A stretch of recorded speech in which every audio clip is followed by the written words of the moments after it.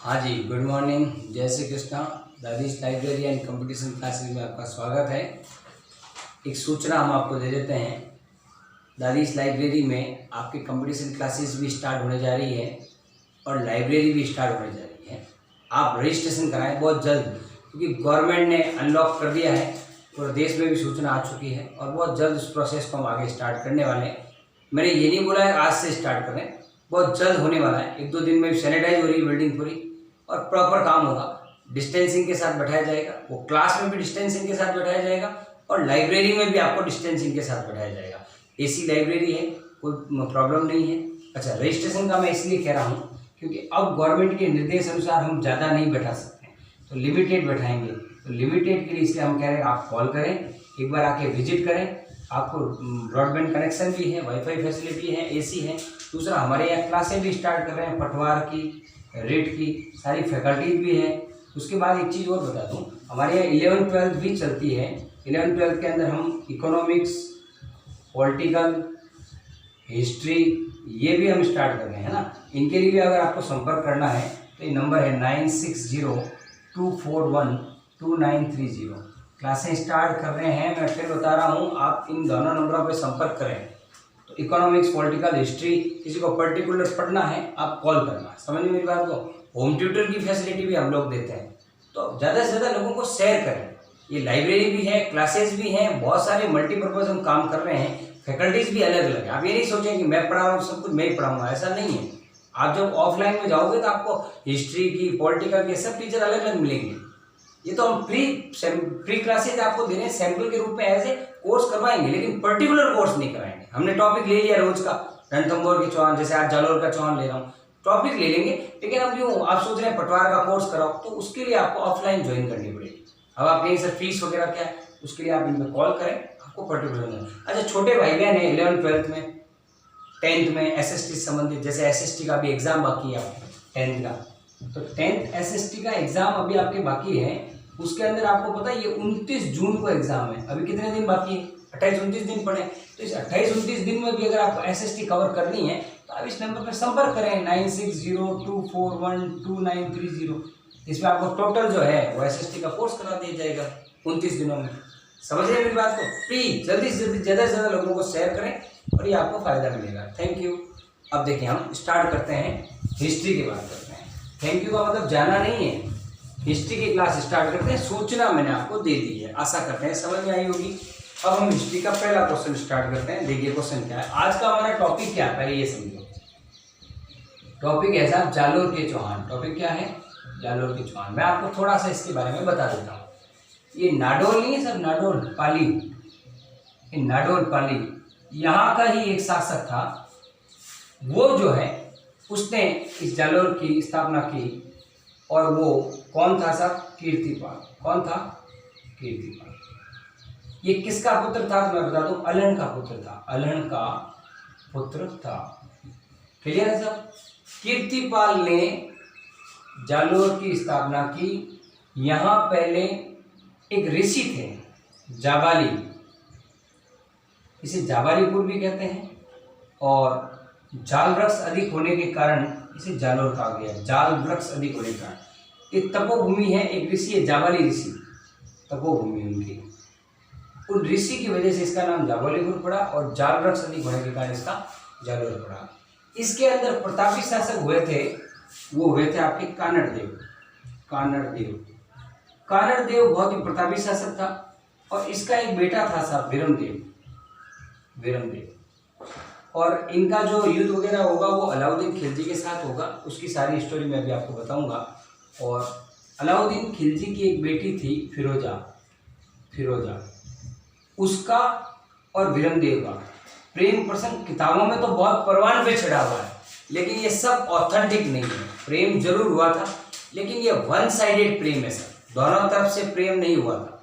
फिरोजा विरमदेव को बहुत चाहती थी, लेकिन विरमदेव जो है बहुत ही समझदार था, आज्ञाकारी था, अपने पिता के मान सम्मान को तोड़ना नहीं चाहता था। उसने अपने शासन और अपने कुल की गरिमा को बनाए रखा। आशापुरा माता के मंदिर के सामने अपने आप को मार दिया, आत्महत्या कर ली। लेकिन फिरोजा का नहीं होने की कसम खाई तो नहीं हुआ सर। तो ये वन साइडेड प्रेम था। आप समझ गए होंगे। इसकी कहानियाँ बहुत चर्चा में रही। चलिए साहब, अब अपन क्वेश्चन लेते हैं और साथ साथ इसके टॉपिक भी आपको समझाते रहेंगे। थोड़ी बहुत पृष्ठभूमि आपके मैंने बना दी। पहला है साहब, जालोर दुर्ग किस पहाड़ी पर बना है? मैं बता देता हूँ प्यारे दोस्तों, ये एक सोनगिरी की पहाड़ी पर बना हुआ है। जालोर दुर्ग सोनगिरी की पहाड़ी पर बना हुआ है। कहाँ बना हुआ है? सोनगिरी की पहाड़ी पर। और इसीलिए यहाँ के जितने भी शासक हैं वो क्या कहलाए? सोनग्रा चौहान। याद रखना, यहाँ के सब क्या कहलाए? सोनग्रा चौहान कहलाते थे। क्यों कहलाते थे? मैंने आपको बता दिया, सोनगिरी पहाड़ी पर बना है इसलिए। अच्छा, मैंने बता दिया जाबाली ऋषि की तपोभूमि थी, इसलिए इसको जाबालीपुर भी कहते थे। क्लियर है? एक चीज और बता देता हूँ आपको, इस जो सोनगिरी है ना पहाड़ी, इसको सुवर्णगिरी भी कहते हैं। सुवर्णगिरी, देखो मैं तोतला नहीं हूँ, ध्यान रखना। सुवर्णगिरी तो आपके जालोर के इसको कहते हैं, और एक होता है स्वर्णगिरी, वो जैसलमेर में है दुर्ग, ध्यान रखना।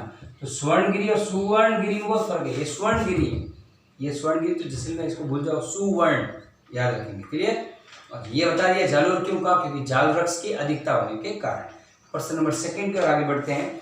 जालोर के चौहान कौन से शासक स्टार्टिंग के अंदर नाडोल से जालोर में आके उन्होंने स्थापना की? जालोर के चौहान जो थे वो कहाँ से आए थे? पहली बार मैंने आपको बता ही दिया, नाडोल से आए थे, पाली से। और किन्होंने आके किस सन में स्थापना की? तो मैंने आपको बताया था, कीर्तिपाल ने की थी। कीर्तिपाल ने, जो किसका पुत्र था? बताया मैंने आपको, बताओ, अल्हड़ का। अल्हड़ का पुत्र था। ठीक है साहब, नाडोल जालोर से, पाली से आए थे, नाडोल से। और कब की थी ये पूछ रहा है, तो 1182 ईस्वी में। किस सन में की थी? 1182 ईस्वी में की थी। अच्छा, जालोर किससे छीना था? ये भी याद रखना, प्रतिहारों से छीना था।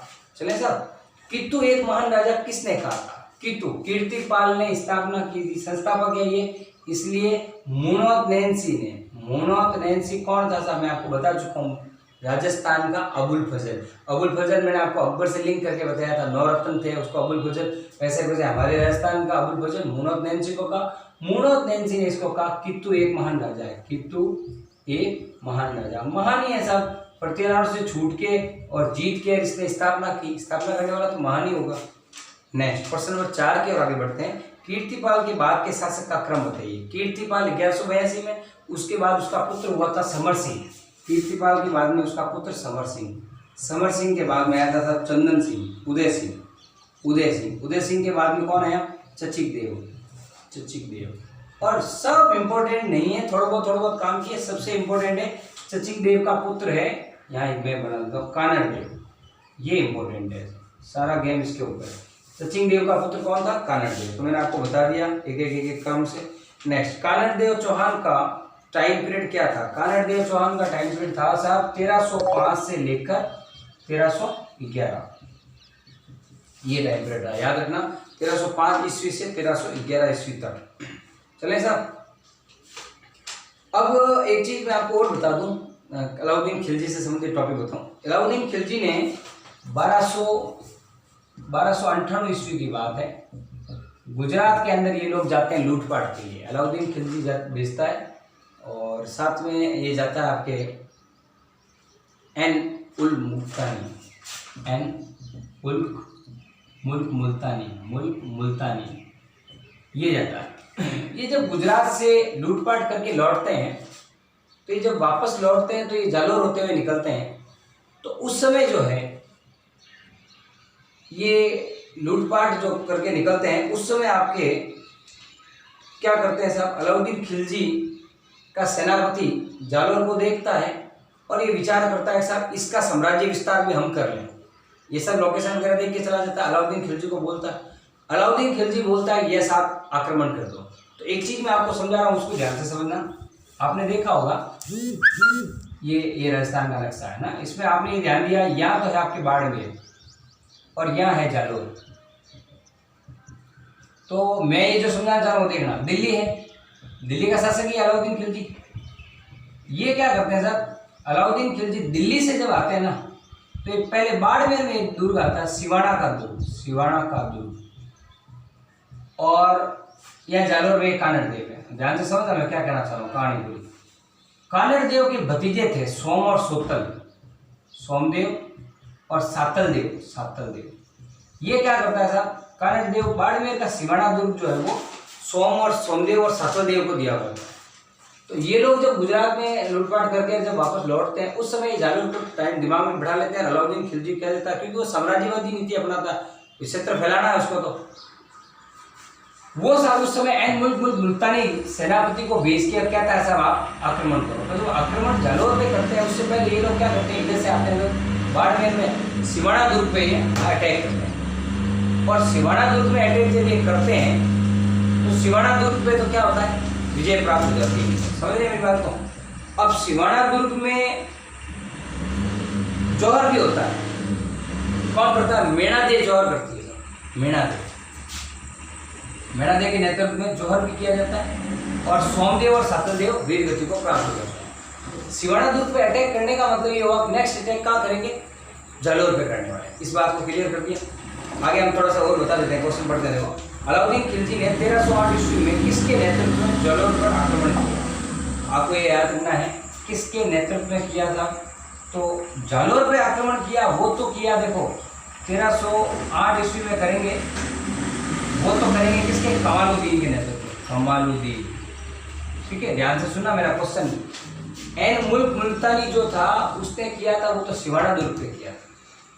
समझिए मेरी बात को। और मैंने पूछा जालोर पे करते हैं कमालुद्दीन। जैसे ही कमालुद्दीन 1308 में यहाँ तो जीत जाते हैं, फिर ये वापस चला जाता है, फिर ये सिवाना से आगे जालोर पे अटैक करता है। उस समय कमालुद्दीन को भेजता है अलाउद्दीन खिलजी 1308 ईस्वी के अंदर। जब ये अटैक करने के लिए जाते हैं उस समय कानड़देव अधीनता स्वीकार कर लेता है। देखो बहुत बड़ी बात है, कानड़देव अधीनता स्वीकार कर लेता है और अपने बेटे पुत्र वीरमदेव को भेज देता है दिल्ली में कि जाओ आप वहाँ पे। ओके साहब, वहाँ चले तो जाते हैं, वहाँ उनकी बेटी जो है फिरोजा वो छुप छुप के उससे नजरें मिलाती है, इशारे करती है। वीरमदेव बड़ा खफा हो जाता है कि ये क्या रोज की हरकतें हैं यार, मैं दिल्ली दरबार में बैठा हूँ, बातचीत कर रहा हूँ और ये ऐसे इशारे कर रही है। बड़ा खफा होकर वो अपने पापा को फोन करता है, बोले पापा ये रोज रोज की समस्या, यहाँ फिरोजा जो है मुझे लाइन मार रही है, ऐसे कैसे काम चलेगा। उस समय जो है आपकी कानड़देव अपने बेटे को बुला लेता है और बोले तो आजा, अपन होगा जो देखा जाएगा, आर पार का युद्ध ही सही बेटा, लेकिन माड़े गले पड़ रही है इस लड़की को, ऐसे थोड़ी होगा। तो वो मना कर देता है साहब और वो यहाँ आ जाता है। अब अलाउद्दीन खिलजी का गुस्सा करना वाजिब है क्योंकि वो बच्ची जो होती है, बोले अब्बू जान मुझे जो है शादी करनी है तो सिर्फ और सिर्फ वीरमदेव के साथ करनी है, वरना करनी ही नहीं है। ये सुन के अलाउद्दीन खिलजी टेंशन में आ जाता है और उसने कमालुद्दीन को कह दिया अटैक, जालोर पर आक्रमण कर दीजिए। और बात करें 1311 ईस्वी की साथ, 1311 ईस्वी के अंदर जालोर पर आक्रमण कर दिया जाता है और कानड़देव की जो है यहाँ पे वीर गति हो जाती है। इसके बारे में आपको मैं बता देता हूँ कि क्या किसने धोखा दिया। क्वेश्चन नंबर 7 की ओर बढ़ते हैं। 1311 ईस्वी में अलाउद्दीन खिलजी ने कानड़देव के किस सेनापति को अपने साथ ले लिया। कानड़देव का सेनापति था साहब दैया राव बिका।